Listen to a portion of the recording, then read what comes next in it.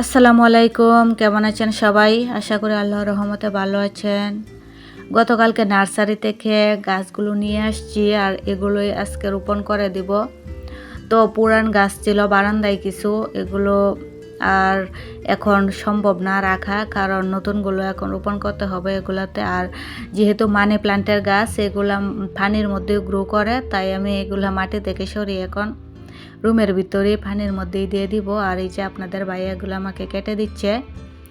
আমার মানি প্ল্যান্টের গাছ খুবই প্রিয়, তো আমি রুমের মধ্যে পানিতেও রাখি প্লাস মাটিতেও রোপণ করি, দুইভাবেই হয়, ভালোই হয়। এই যে দেখেন লতাগুলো অনেক লম্বা হয়েছিল, এগুলো একদম ছোট রোপণ করেছিলাম, তো অনেক অনেক গ্রো করেছিল। এই যে দেখেন কতগুলা লতা, এগুলা খাতেও মায়া হচ্ছিল, কিন্তু কি আর করা, নতুনকে স্থান দিতে গিয়ে তো পুরাতনকে স্থান ছেড়েই দিতে হয়, তাই প্রকৃতির নিয়ম। তাই পুরাতন এখন চলে আসছে আমার বাসায়। তো এই যে দেখেন বাসার রুমের ভিতরে এগুলো পুরান ছিল কিছু, তো এগুলো পরিষ্কার করব একসঙ্গেই। আর এই যে আমার নতুনগুলো এখন আমি কেটে একদম ফ্রেশ করে ধৌত করে নিয়েছি।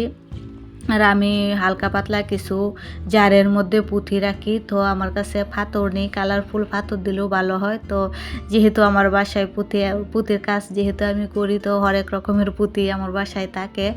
আর এই যে আমি একটু রং বেরঙের পুঁতি দিয়ে জারগুলাকে সুন্দর করে রাখি।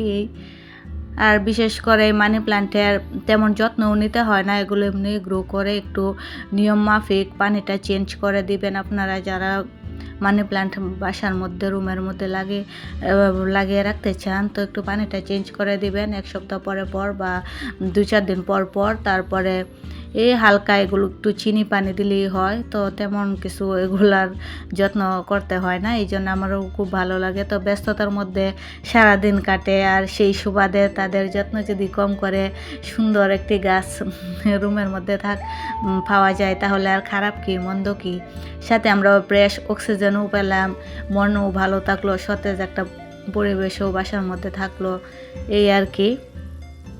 আর এই তো এই যেন আমার গাছগুলো ফাইনালি, এই যে গাছগুলো দেখতে খুবই সুন্দর দেখা যাচ্ছে। আর নতুন যেই গাছগুলো নিয়ে আসছি এগুলোর ভিডিও আপনাদের মাঝে অবশ্যই শেয়ার করব, আপনারা সাথেই থাকবেন আমার। আর আমার ভিডিওগুলো যদি আপনাদের ভালো লাগে তাহলে অবশ্যই আমাকে লাইক কমেন্ট করবেন, তাহলে আমি আরও উৎসাহ পাবো নতুন নতুন ভিডিও দেওয়ার।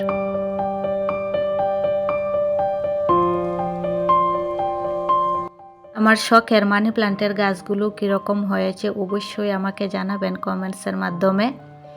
আর ভিডিওটি ভালো লাগলে আমার চ্যানেলটি সাবস্ক্রাইব করতে পারেন। আর অলরেডি যারা এই কাজটি করে দিয়েছেন তাদেরকেও মন থেকে অসংখ্য অসংখ্য ধন্যবাদ। আল্লাহ হাফেজ।